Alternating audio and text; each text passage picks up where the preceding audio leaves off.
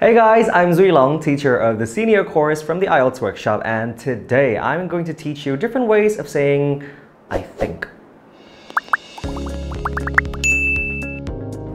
Now, in the speaking and writing test of the IELTS examination, you will be required to express your opinion on different matters, and obviously saying I think is a very convenient way to do so.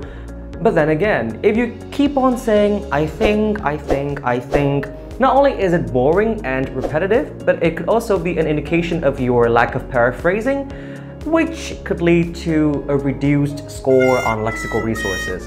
And we don't want that. So, how to fix it? In your writing test, especially task 2, the challenge is to use an eclectic mix of phrases to express your opinion while still maintaining a certain level of formality.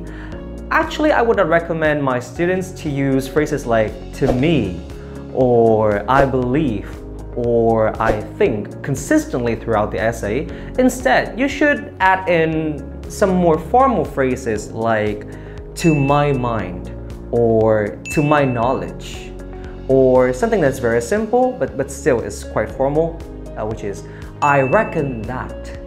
I think those phrases are definitely not, any more challenging than I think or I believe. And yet it's still really effective, and it gives you the vibe of the writing language, which is what you want for an essay.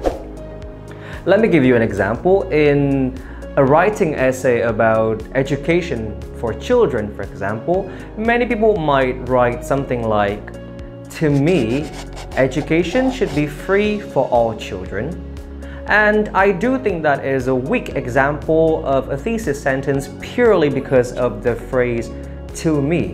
When you use those beginning words, it makes your opinion less of a valid and supported argument, and instead just a pure opinion or speculation.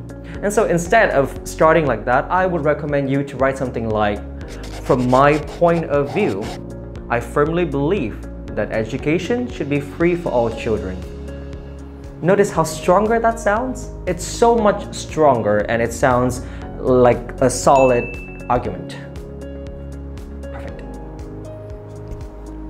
Now, when it comes to speaking, it's a bit tricky because you do want to use a variety of expressions, but at the same time, keep your naturalness. There is nothing worse than coming across as scripted and rehearsed.